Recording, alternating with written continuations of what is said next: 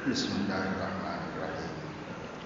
الحمد لله رب العالمين، والصلاة والسلام على أشرف الأنبياء وسادة الأتقياء وسيد المرسلين سيدنا وحبيبنا محمد وعلى آله وأهل بيته وصحبه أجمعين. أما بعد، قال الله تبارك وتعالى: وأنكحوا الأيام منكم والصالحين من عبادكم وإمائكم إن يكونوا فقراء يغنيهم الله من فضله والله واسع عليم. وقال تعالى: فانكحوا ما طاب لكم من النساء مثنى وثلاث ورباع فإن خفتم ألا تعدلوا فواحدة أو ما ملكت أيمانكم. صدق اللہ العظیم.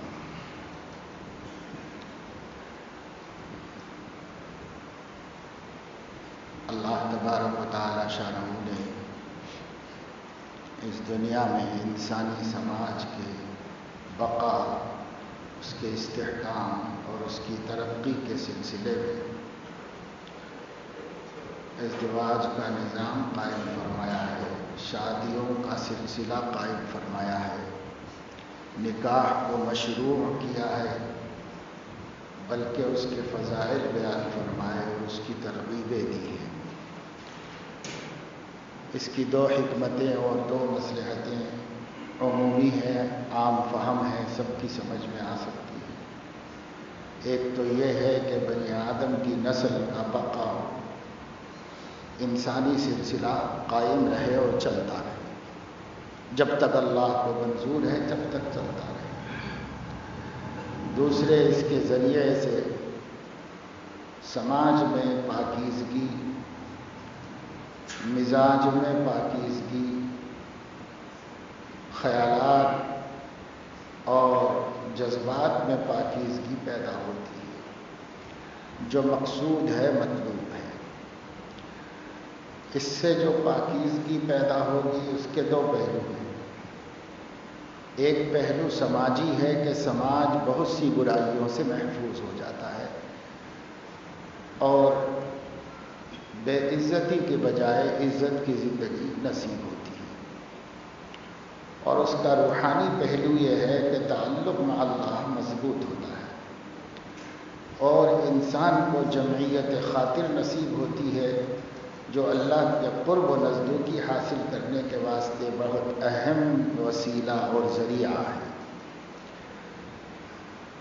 اس وجہ سے اسلام نے اس کی تعلیم بھی دی، حکم بھی دیا، ترغیب بھی دی. اور حضور علیہ السلام نے فرمایا: وہ شخص غریب ہے، محتاج ہے، مفلس ہے، جس نے نکاح نہیں کیا. کسی نے پوچھا کہ یا رسول اللہ وَإِن كَانَ لَهُ دِينَارٌ وَدِرْهَمٌ، اس کے پاس روپیہ پیسہ خوب ہو تو بھی مفلس ہے کیا؟ مفلس تو غریب کو کہتے، پیسہ نہیں ہے، روپیہ نہیں ہے. اگر اس کے پاس روپیہ پیسہ بہت ہو، کیا اس کو بھی غریب کہتے ہیں، مفلس کہتے ہیں؟ تو حضور علیہ السلام نے فرمایا: وَإِن كَانَ لَهُ دِينَارٌ وَدِرْهَمٌ، چاہے پیسے والا ہی کیوں نہ ہو، مالدار، دولت مند، گھردار، زمیندار اور کاروبار کرنے والا، تاجر، کچھ بھی ہو، لیکن میری نظر میں وہ مفلس ہے. اس لیے کہ جتنی دولتیں ہیں وہ آدمی کے ایمان کو اتنا فائدہ نہیں پہنچا سکتی جتنا نکاح کی دولت پہنچا سکتی.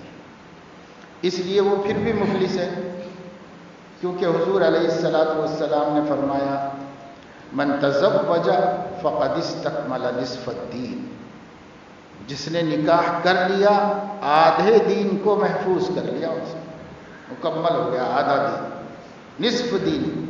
اس کی گارنٹی تو نبی نے دے دی. اب رہ گیا اور نصف، تو فلیتق اللہ فی النصف الباقی، اب تقوی کی مدد سے باقی نصف کی تکمیل کر لو. نصف تو ہو گیا شادی کرنے ہی سے تکمیل، اور باقی نصف ہے تو تقوی کی مدد سے اس کی تکبیر تم لوگ کر لو. احتیاط، پرہیزگاری، خوف خدا اور کوئی بھی کام کرنے کے لیے سوچ سمجھ کر اقدام کرنا، یہ باقی دین کے مکمل ہونے کا سبب ہے. آدھا دین تو شادی سے پورا ہو جائے گا، مکمل ہو جائے گا. تو حضور اکرم صلی اللہ علیہ وسلم نے اس کی جو ترغیب دی ہے، اس کا جو حکم دیا ہے، یہ ہر اعتبار سے رحمت ہے. ظاہر ہے کہ رحمت للعالمین جو حکم دیں گے وہ رحمت ہی. آپ کے ہر حکم میں رحمت پوشیدہ ہے، حکمت پوشیدہ ہے اور منفعت پوشیدہ ہے، اس دنیا کی بھی اور آخرت کی بھی. اس لیے اب لوگوں میں آزار ہوتے ہیں. بعض لوگ کہتے ہیں کہ بھائی شادی کریں تو اخراجات بھی ہونے پڑتے ہیں، وہ نہیں ہے تو کہاں سے کریں، کیسے کریں. بعض لوگ سوچتے ہیں کہ بھائی ولیمہ کرنے کے لیے اخراجات ہوتے ہیں. بعض لوگوں کے ذہن میں ہے کہ جہیز دینے کے لیے اخراجات ہوتے ہیں. مختلف قسم کی باتیں ہیں جو ذہن میں ہیں، جس کو لوگ عذر بناتے ہیں. یہاں تک کہ تعلیم کو عذر بناتے ہیں کہ صاحب ذرا ڈگری نکل جائے اور تعلیم پوری ہو جائے، یہ ہو جائے، اس کو عذر بناتے ہیں. بعض لوگ ہیں کمائی کو عذر بناتے ہیں. وہ ایک درجے میں اہم ضرور ہے کہ بھئی آدمی جب شادی کرے گا تو پالے گا، کھلائے گا، پلائے گا، کچھ تو اہلیت ہونی چاہیے اس کی اپنی. اس کی تو کچھ اہمیت ہو سکتی ہے، باقی اس میں بھی یہ کہ صاحب اتنا کمائے، اتنا جمائے اور اتنا یہ کرے اور اتنی تنخواہ ہو، اور جب تک کوئی باس مستحکم ہو وہ نہ ہو جائے، تو یہ نامعقول عذر ہے. اس واسطے کہ بہت سے لوگوں نے بہت انتظار کر کر کے بہت کمانے والے سے شادی کی، بیٹی کی، لیکن نکاح ہو جانے کے 1-2 مہینے کے بعد نوکری چلی گئی. تو اللہ نے بتایا کہ جس چیز پر تم نے بہت زیادہ بھروسہ کیا تھا وہ چیز اس پر کرنے کی نہیں تھی، میرے اوپر کرنے کی. میرے اوپر نہیں کیا، اسی پہ کیا. تھوڑا بہت دیکھ لیتے کہ بھائی اپنے بیوی کو پال لے سکتا ہے کہ نہیں پال لے سکتا، یہ ٹھیک ہے اپنی جگہ، یہ معقول بات ہے. لیکن ایک معیار بنا کر کے اس معیار کا کمانے والا ہو اور اس معیار کی ڈگری والا ہو اور اس معیار کی حیثیت والا ہو، تو یہ تو نامعقول بات تھی. اس نامعقول بات کا اللہ تعالیٰ 2 ٹوک جواب دیتے ہیں اور اکثر لوگ بھگتتے ہیں، لیکن اپنی حماقت چھپا لیتے ہیں کہ یہ ہماری ہی کی ہوئی حماقت ہے، اس لیے اس کو چھپا لیتے ہیں. اکثر لوگ بھگتتے ہیں. ہماری نظر میں خود ایسے کتنے واقعات ہیں. ایک صاحب اچھے خاصے پڑھے لکھے، بڑے انتظار کر کے 28-30 برس میں بیٹی کی شادی، اور امریکہ میں ویل سیٹل ان کو چاہیے تھا تو بہت زبردست مل گیا. شادی بھی کر دی، یہیں سے کر دی، اور پھر کارروائی کی اور اس کے بعد اسے روانہ کیا، بھیجا. اس نے گھر میں قدم رکھا اور کمپنی نے اس کو سسپینڈ کر دیا. اب پتا چلا کہ صاحب وہ وہاں جاتے ہی شوہر بے روزگار ہو گیا، ختم. اب نوکری ڈھونڈو، تلاش کرو، جو مقدر میں ہے ملے گا. بہرحال ایسی کتنی مثالیں ہیں. تو تھوڑا بہت جو چیز ضروری ہوتی ہے سمجھنے کی، دیکھنے کی، وہ ٹھیک ہے.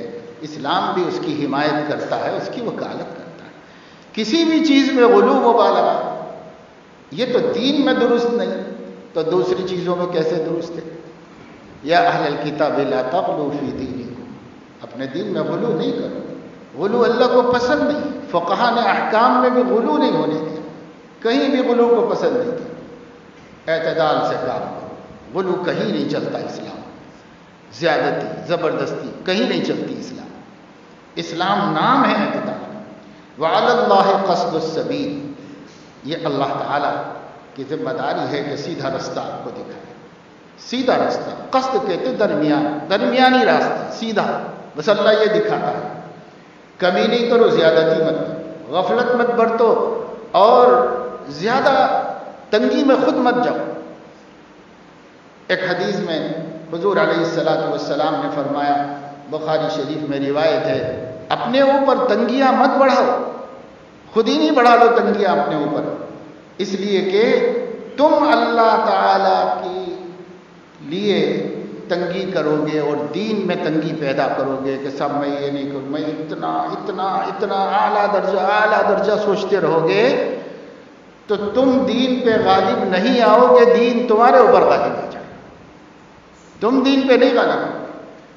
حضور علیہ السلام نے صحابہ سے فرمایا، بعض صحابہ نے بہت زیادہ اہتمام کرنے کے عہد کیے تھے، فرمایا مت کرو، دین پر تم غالب نہیں آؤ گے، یعنی پورا دین کر کے دکھا دو، ایسا نہیں ہو سکے گا.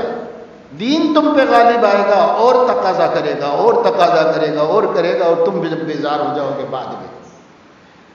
اور ایک دفعہ حضور علیہ الصلوۃ والسلام نے صحابہ کرام سے فرمایا، تم اللہ کو بیزار نہیں کر سکتے، تم بیزار ہو جاؤ گے، تم بیزار ہو جاؤ گے، اللہ کو بیزار نہیں کر سکتے، لہذا تھوڑے پہ رہو، جتنا ہو سکے اسی پہ رہو، بس زیادہ تنگیاں مت پیدا کرو، یعنی اعتدال پہ رہو.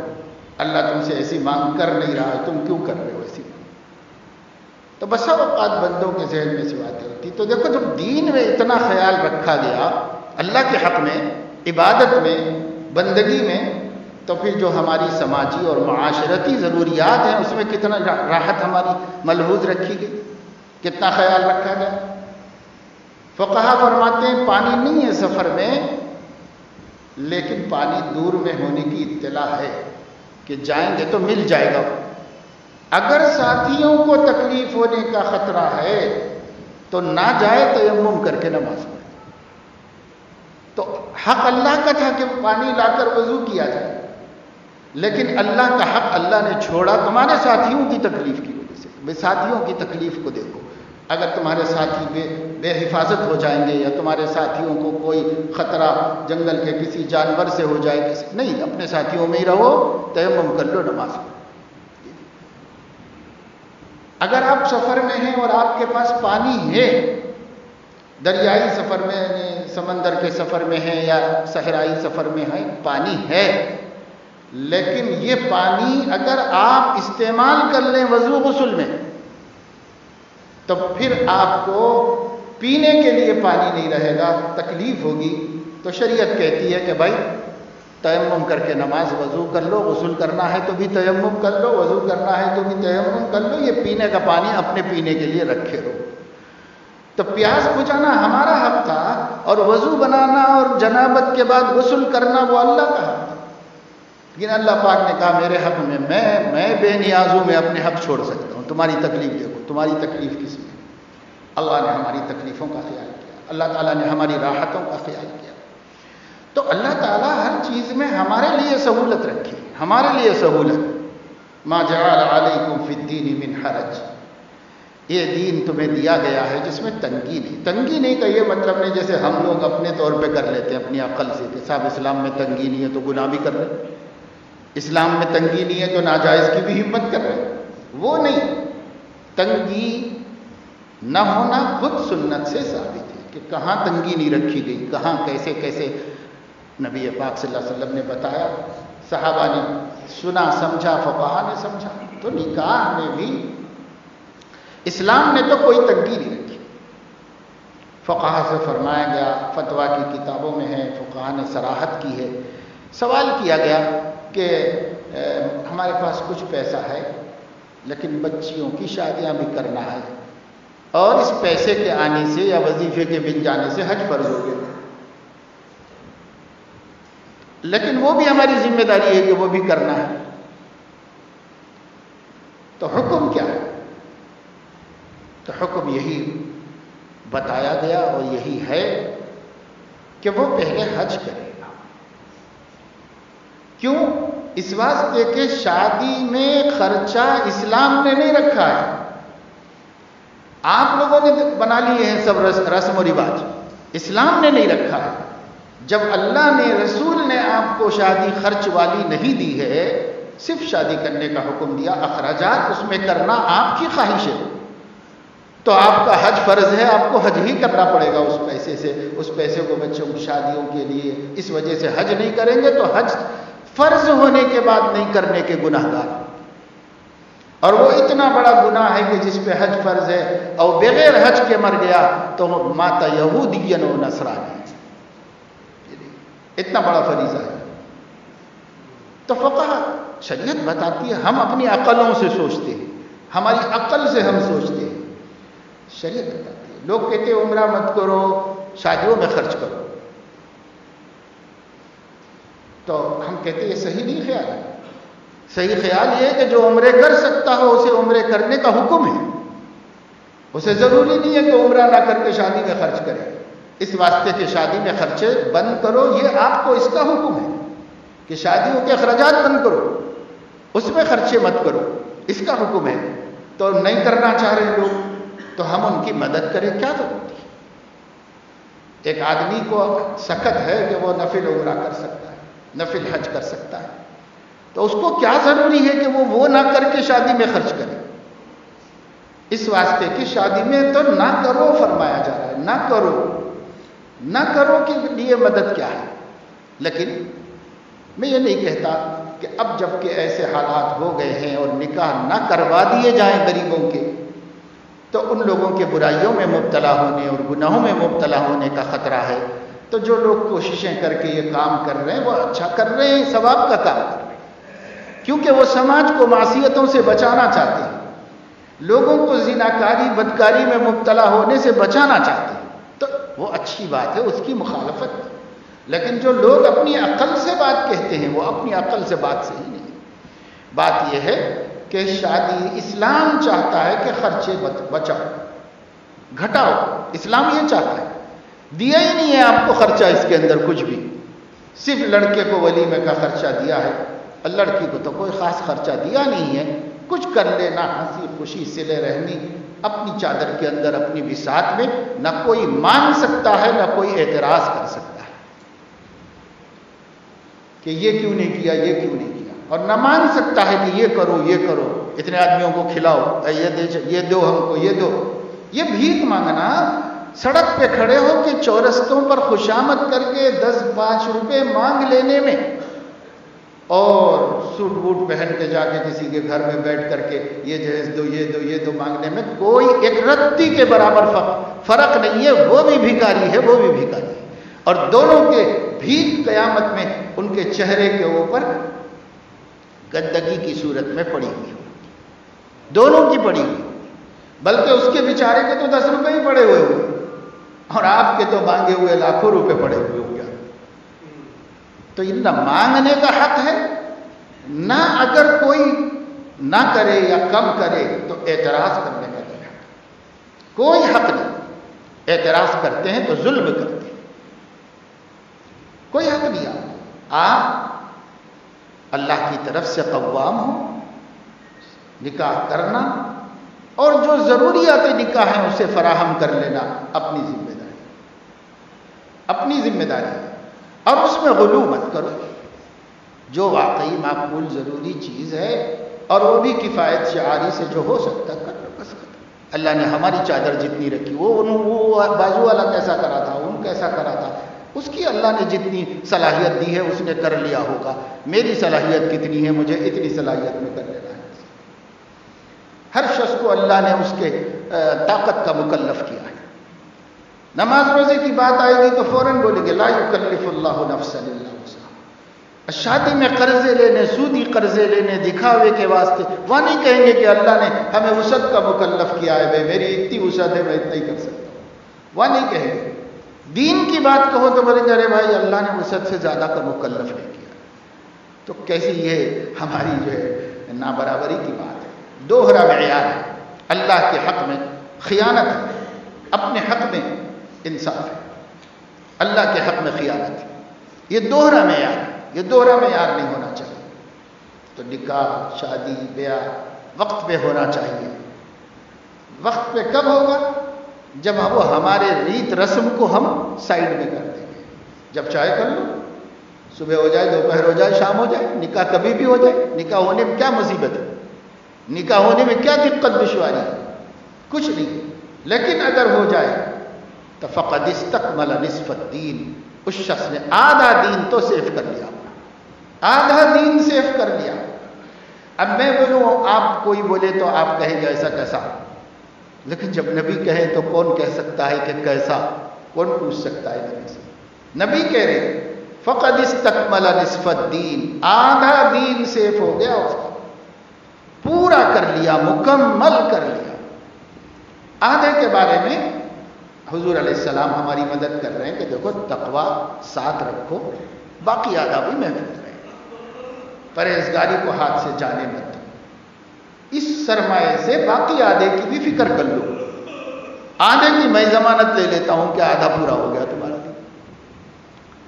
تو اتنا بڑا عمل ہے، اتنا ضروری عمل ہے، اتنی مصلحتیں اس میں ہیں، اتنے فوائد ہیں، ظاہری ہیں، سماجی ہیں، روحانی ہیں، معنوی ہیں، ہر قسم کے منافع ہیں، فوائد ہیں، لیکن صرف سماج کے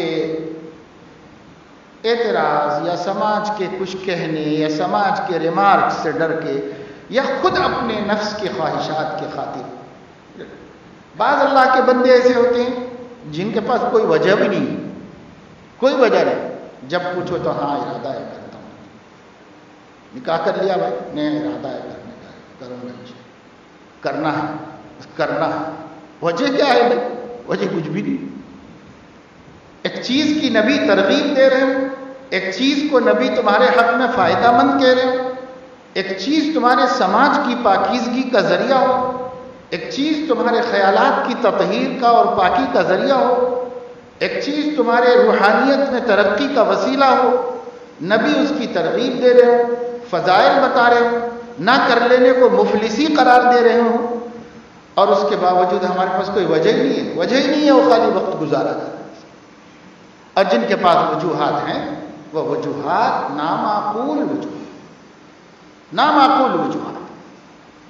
کتنا پڑھائے گی تمہاری بیٹی، کتنا پڑھ کے بھی اس کے بعد پھر وہ چولہا ہانڈی کرے گی، بچوں کو پیدا کرے گی، بچوں کو پالے گی، بچوں کی پرورش کرے گی۔ اب آپ انتظار کر رہے ہیں کہ صاحب ڈگری پوری ہو جائے تو بچی کا نکاح کریں، اس کا انتظار کر رہے ہیں، کوئی ضروری نہیں ہے۔ آپ نے سوچا ہوگا کہ صاحب ہماری بچی جو ہے بہت پڑھی لکھی ہوگی اور وہ جاب بھی کرے گی، ٹھیک ہے، جبھی تک تو کرے گی جب تک کہ آپ کی بیٹی، جب کسی کی بیوی ہو جائے گی تو آپ اس کو جبر کریں گے کہ تم بھی ہمارے مشورے سے چلو، اس میں کیا جبر کریں گے؟ اب وہ اس کی بیوی ہے، وہ کرائے گا نہیں کرائے گا، گھر بٹھائے گا، جو کرے گا اس کی مرضی۔ تو جو چیز اپنے ہاتھ میں بھی نہیں، جو اپنے اختیار میں بھی نہیں، بیٹی تو ہمارے پاس زیادہ سے زیادہ بالغ ہونے تک کے واسطے ہے۔ اب اگر قانون نے مملکت کی روشنی میں 18 برس ہونے تک کے واسطے ہمارے پاس ہے، اس کے بعد ہماری کہاں ہے وہ چیز؟ وہ اپنی چیز ہی نہیں، دوسرے کی امانت ہے، دوسرے کو دینا ہے، وہ جیسا چاہے رکھے گا، جیسا چاہے کا مطلب شریعت کی روشنی میں رکھے گا، آرام سے رکھے گا، لیکن مرضی تو اس کی چلے گی نا، مرضی اور خواہشات باپ کی چلے گی، ماں کی چلے گی، نہیں چلتی۔ چلانے جاؤ گے تو جھگڑے ہوتے ہیں اور طلاقیں ہوتی ہیں۔ اگر ہم دستبردار ہو جائیں تو ہی معاملے جمتے ہیں، نبھتے ہیں۔ تو جب یہ بیٹی پرائی ہے، دوسرے کو دینے کی ہے، تو آپ اتنا تصرف کیوں کر رہے ہو؟ ہاں، پڑھانا لکھانا، تربیت کرنا، دینا، کیا پڑھائی لکھائی؟ حضور اکرم صلی اللہ علیہ وسلم نے فرمایا جس کی بانیاں ہوں، جس کی بیٹیاں ہوں، تو فَأَحْسَنَ تَعْلِيمَهُنَّ وَأَحْسَنَ تَعْدِيبَهُنَّ، اگر وہ ان کی علم اچھا دے، احسن علم دے۔ تمام شارحین حدیث کہتے ہیں یہاں حسن علم سے مراد دین کا علم ہے، اور حسن ادب سے مراد نبی کی تہذیب اور نبی کے اخلاق، کیونکہ اس سے اچھا علم اور اس سے اچھا دین کون سا ہو سکتا ہے؟ اس سے اچھے اخلاق کون سے ہو سکتے؟ تو ہمیں اس کی فکر نہیں۔ کوئی باپ اپنے بچوں کو نبی کی تہذیب سکھانے کے لیے تیار ہے، نبی پاک صلی اللہ علیہ وسلم کی تعلیم دینے، عقیدے تک نہیں معلوم ہے، بچیاں بیویاں بن رہی، مائیں بن رہی، عقیدے نہیں معلوم ہے کہ مسلمان کا عقیدہ کیا ہے، کن باتوں کو جاننے ماننے کی وجہ سے وہ مسلمان کہلاتے ہیں، اس کا علم تک نہیں۔ اس وجہ سے ہمیں چاہیے کہ اس مسئلے کو اہمیت دیں اور قرآن کریم کی ہدایت پر عمل کریں۔ قرآن کہتا ہے انکحوا الایام منکم والصالحین من عبادکم وامائکم، جتنے بے جوڑ ہیں ان کے جوڑ لگاؤ۔ ابھی تک نکاح نہیں ہوا ہے تو کرو، اور اگر ہو کر کسی وجہ سے ختم ہو گیا ہے تو دوبارہ کرو، کیونکہ ایب بے زوج کو کہتے ہیں، چاہے ابھی کنواری ہونے کی وجہ سے بے زوج ہو، چاہے مطلقہ ہونے کی وجہ سے، چاہے بیوہ ہونے کی وجہ سے، کسی وجہ سے بھی ہو۔ اور اتنا نبی نے کہا، اتنا کہا کہ حضرت عبداللہ ابن مسعود رضی اللہ تعالیٰ عنہ فرماتے تھے، مجھے یقین سے معلوم ہو جائے کہ میری زندگی صرف 10 دن باقی ہے تو بھی میں نکاح کر کے زوجہ کے ساتھ ہی رہوں گا۔ مجھے یعنی کوئی اللہ کی طرف سے پتہ چل جائے کہ 10 دن کے بعد آپ کی موت ہے، 10 دن زندگی کے باقی ہیں، اس کو یقین سے معلوم کر لوں، اگرچہ کہ کوئی صورت نہیں، لیکن ہمیں بتا رہے ہیں اگر یقیناً معلوم ہو جائے کہ صرف 10 دن زندگی میں باقی ہیں اور میری بیوی نہیں ہے، انتقال ہو گیا ہے، تو میں 10 دن کے لیے بھی کروں، کیونکہ نبی نے اکیلے رہنے والے کو خطرے میں بتایا ہے اور بیوی کے ساتھ رہنے والے کو محفوظ بتایا ہے، اس لیے میں 10 دن کے لیے بھی کروں گا۔ یہ صحابہ کا ذہن بنا تھا، اور اب تو ہم نے سماج میں اتنی بری بات بنا دیا ہے، اس کو اتنی بری بات بنا دیا ہے، جوان بچیاں بیوہ ہو گئی، جوان بچیوں کو طلاق ہو گئی، لیکن ہمیں فکر ہی نہیں ہے کہ ان کا نکاح کریں۔ اگر ہم بھائی ہیں، اگر ہم والد ہیں، اگر ہم چچا ہیں، اگر ہم اس کے سرپرست ہیں، تو قرآن ہم سے کہہ رہا انکحوا، نکاح کر دو، تم کرو، ہم سے جواب لیا جائے گا اللہ سے، ہم سے کہہ رہا قرآن کرو، جو سرپرست ہے، جو ذمہ دار ہے، اس سے کہہ رہا الایام، ہر اس لڑکی کو جس کا زوج نہیں ہے زوج دلاؤ، اس کو بازوج کرو، ہر ایک کو کرو، والصالحین من عبادکم وامائکم، اور اس زمانے میں چونکہ غلام باندیاں بھی ہوتی تھی تو کہا ان کے بھی کرو، ان کی بھی فکر کرو، ورنہ برائیوں میں جائیں گے، بدکاریاں کریں گے، سماج کو خراب کریں گے، اس لیے کرو۔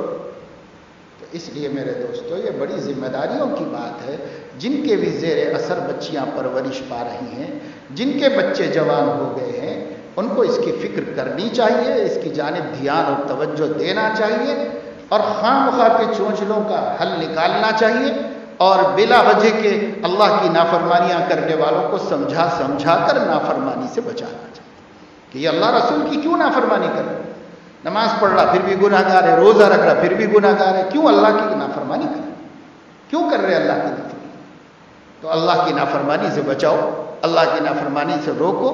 الٹا یہ کہ ماں باپ اگر بعض دفعے بچے ضرورت کا اظہار بھی کرتے ہیں تو منہ بند کر دیتے ہیں، بھائی آپ کو اللہ کہہ رہا ہے کہ بھائی ان کے بولنے سے پہلے فکر کرو، اور آپ بولنے کے بعد بھی فکر کرنے کے لیے تیار ہیں۔